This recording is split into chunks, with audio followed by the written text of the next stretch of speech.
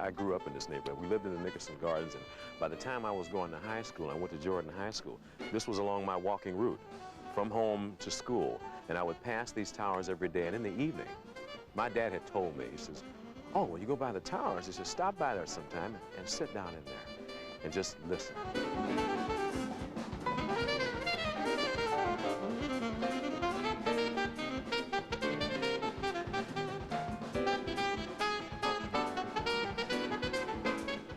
If Sam Rodia were here right now today at the Jazz Festival, he'd say, it's so nice they come to look at the towers. I say if I build a tower to people like, they all come, and you got nice music behind to go with it. Just like when I was building, I sing up there when I'm building. That's what he would have said.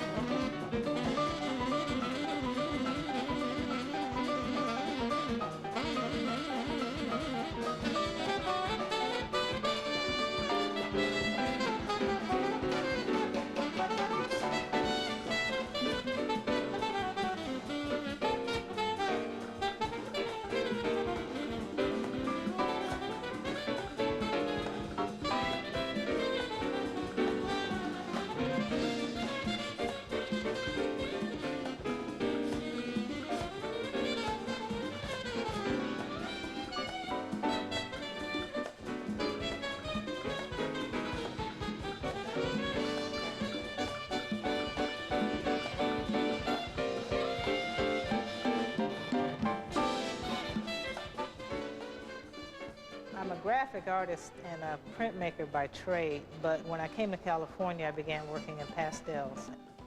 I call it a pastel painting because I use pastels in the same way that other people might use paints.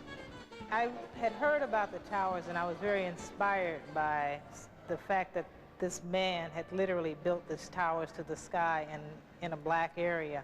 And I came here as an artist, straight out of college and at the University of Chicago, to kind of celebrate the fact that here was a person doing folk art. When I got here, I called, and I was new in town, and I got this wonderful being named John Outerbridge on the phone who said, come down. The Watts Towers Art Center was donated to the city of Los Angeles, built by the people in 1970. And the committee for the Simon Rodia Towers, the private organization who saved the Watts Towers ages ago and took care of it for 8 years with the community, which was always a caretaker, built the art center and donated this property to the city of Los Angeles. We exist to support the efforts of the Watts Towers, not only for the festivals, which we co-produce with the Watts Towers Art Center, but also for the programs for the children, for adults, the drumming circles, the art. We have plays that go on here, and of course we also have the gallery. My relationship with the Watts Towers Art Center here began in 1964. I came as the assistant to the first director, Mr. Noah Purifoy, who was recognized as one of the great recycling artists here in LA. This concept of recycling is born out of a formula that we had learned from Dr. George Washington Carver many years ago. You see the artifacts here in the room. They represent a science called chemergy, C-H-E-M-U-R-G-Y, that was introduced by Dr. Carver almost 100 years ago. It has to do with how one recycles or how one engages in the recycling process. Life generally falls into 3 categories. That, firstly, of finding, secondly, adapting, and thirdly, creating. And it's evident here in this exhibition. I found this glass. It was laying all over the streets. I picked it up. It's mirror glass. The possibility of a metaphysical application is immediately evident in this glass in that it's constantly changing under every light. Every hour presents a different view of the same piece, you see. I created these pieces out of materials I found, I then adapted, and then I made them into beautiful artworks. Every day we have visitors from all over the world coming to see the Watts Towers, and they are just amazed at what has been done down here. So we're kind of privileged to be at this jewel in the community. Who brings freshness and originality to each performance that she does. She's been a frequent guest of the Jazz Mentorship Program, and her current recording, A City Called Heaven, Spirituals for Jazz Violin, is a classic example of her creativity and talent. Please welcome the lady, her violin, the quartet, her sound, Lisa Terry.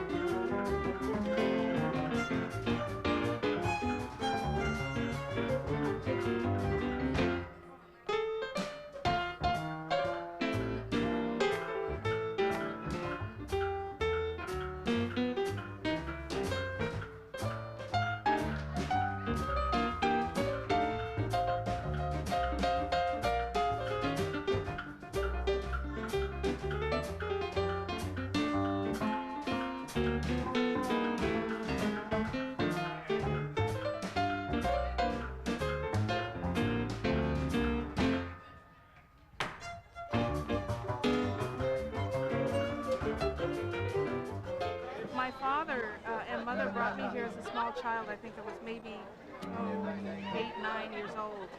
And I didn't quite get it at that time, what the big deal was with these towers.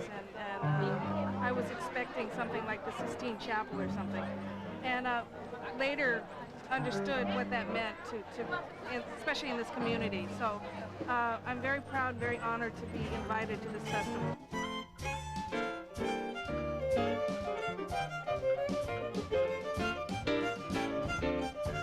I have been influenced in my life very early on by my mother.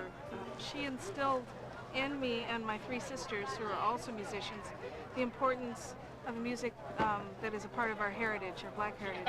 Keep it on and moving to the promised land. Keep it on and moving to the promised land. I come from a racially mixed background, and my mother was the Caucasian person in the marriage. And it always struck me as being interesting that it was her that gave me the spiritual and gave me the understanding of the significance of that music, which said to me that really is universal music that touches the heart and soul of everybody.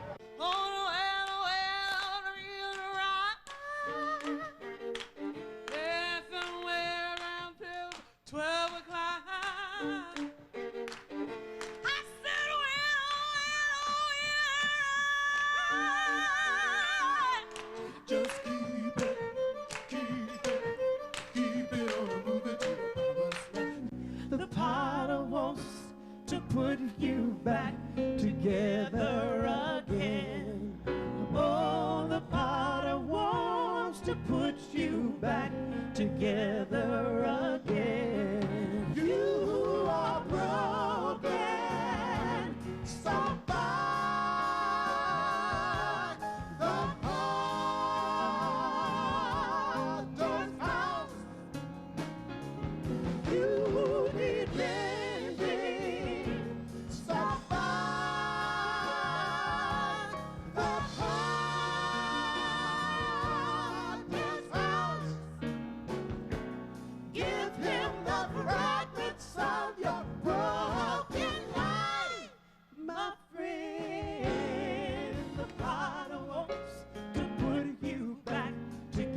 My nephew, her son, Vaughn, is the drummer, and he's kind of just starting to play with us. My younger brother sings and plays guitar, John, and my sister, obviously. And then we've got a very, very dear friend who played with different incarnations of the band Genesis, Bruce Edwards on keyboard, and Philip Bino on bass. In the Potter's house. My mom was the first influence as far as I'm concerned regarding music. She passed that love of music on to Dorian and myself, younger brother, and a few others. We started our own band, and it evolved into a solid Christian band.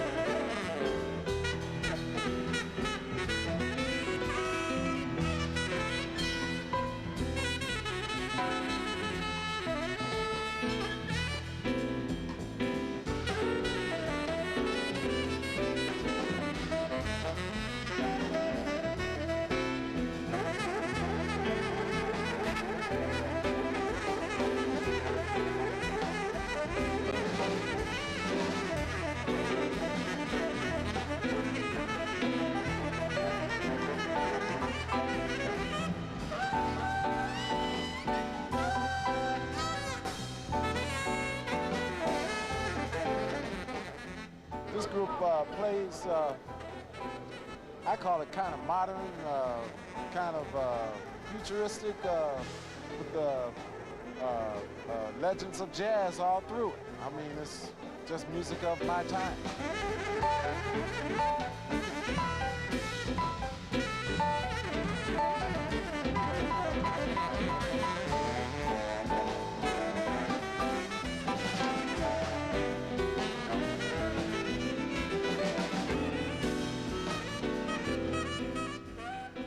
My major influence in the very beginning was my hometown hero, J.J. Johnson, you know. And then I met Wes Montgomery, and he kind of turned my whole life around.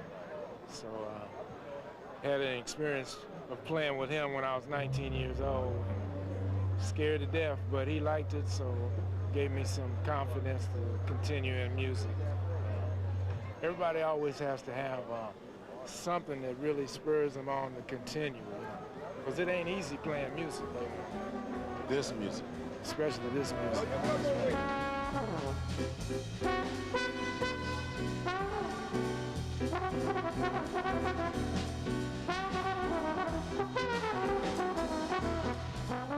I was a kid living down the street when the tower was built in this community, and I didn't play music at the time, and here it is 30 years later. I'm playing music at the spot that I grew up in my community, so it's a very special honor and pleasure to play here.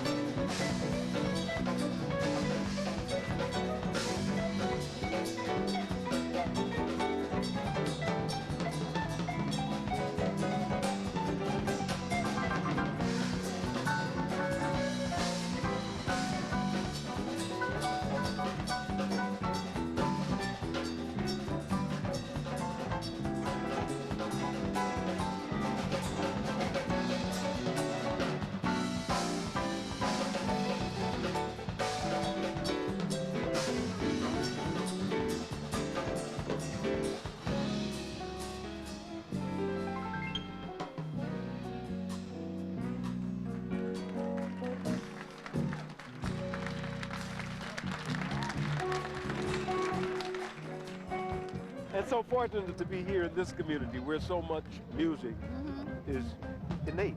Innate. Charlie Mingus came from here. Exactly. You know, Eric Dolphy came from here. Billy Higgins. Yes. Horace Tapscott. Yes. Johnny Otis. Yes. Little Esther Phillips. You know, it's beautiful, the historical legacy. I remember Harold Land and an album that he had, Harold in the Land of Jazz, where the shot shows him with his saxophone. He's playing it with the Watts Towers in the background, and we had that album. We had that album. That's always been a close album for me because I'd look at it and remember the days when my dad would play that record. You know, and I could always say, I've been over there to the Watts Towers. I know about the Watts Towers. Ooh, look, he took a picture about the Watts Towers.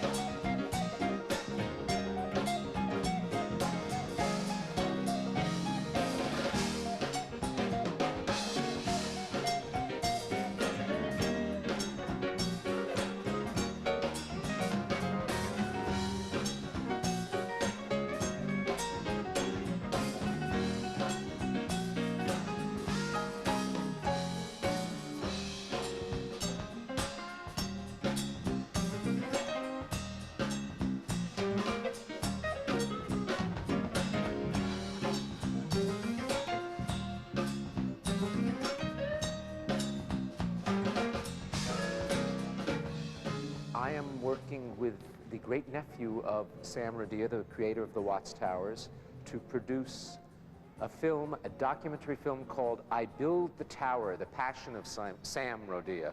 And this is the story of the life of the man who built the Watts Towers and the story of the towers themselves. Here you have a structure, the height of a 10-story building. The tallest tower is just a few inches shy of 100 feet. And yet the foundations of the entire structure are at no point deeper than 18 inches. And yet, this is a structure that has withstood earthquakes. It is one of the most stable structures on the face of the earth. The man was an intuitive genius, and he built his towers the way nature builds things to withstand these kind of forces. It was one of the first attempts that we did at trying to do outreach to celebrate the towers themselves. And this is a simple black and white reproduction that we were trying to celebrate the fact that Simon Rodia, the man, was important to the towers and to give an image that people could actually take away and have as souvenirs. In 2001, in fact, when the towers reopened, we brought a number of the Rodia nephews and nieces who were the children of his sister to whom he was very, very close. And they were so surprised to see the emotion and attention being paid to this work created by their uncle, who they were never sure if their uncle was a genius or he was crazy. And they realized, boy, Uncle Sam built something that really lasted in people's hearts all over the world. The shadows fall and spread the mystic charms in the hush of night, while you're in my arms. I see your arms so warm and tender, my one and only love. The touch of your hand is like heaven, a heaven that I've never known. The blush on your cheek whenever I speak tells me that you are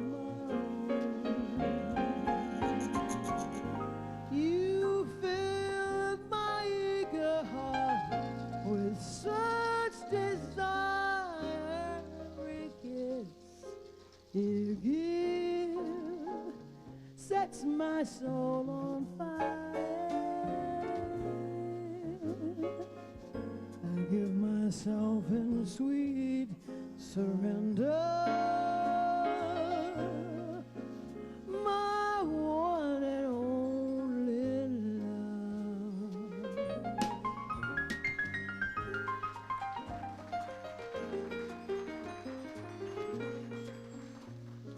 I was selected as a jazz ambassador through Kennedy Center USIA. It was a great tour. I went to 5 countries in Africa: Angola, Namibia, Cameroon, Gabon. I didn't perform in Gabon, but I was there. And Nigeria. I went to Ghana for the first time for 11 days.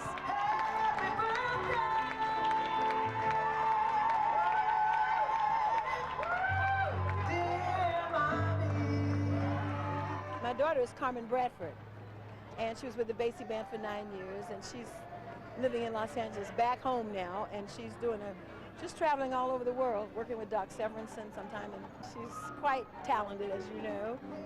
We're very proud of her. We're going to be doing a thing in Columbus, Ohio. It looks like the first time we'll work as an only mother-daughter jazz singer, you know. I feel so lost without my doodling. Seems it really helps me ease my mind. I'd be tempted tossed without my doodling, 'cause in doodling there's one thing I find. Truly, I really, truly, truly want to figure out what my doodling's all about. Hey, hey, hey, hey. Later, the waiter had me arrested, took me to Bellevue where I was tested. Had me a doctor probing my doodle, for he was half done. Taught him to doodle, showed him hidden thoughts that linger, find an outlet through your finger, doodling away. I don't want to be negative or anything, but I would like for the musicians to be a lot more open to singers. And I'd like for the singers to be a lot more diligent in their quest to sing. It is a profession and something that is very important, needs to be preserved in the way it should be. And sometimes it isn't. But I want to just say to those aspiring jazz singers, there is a standard.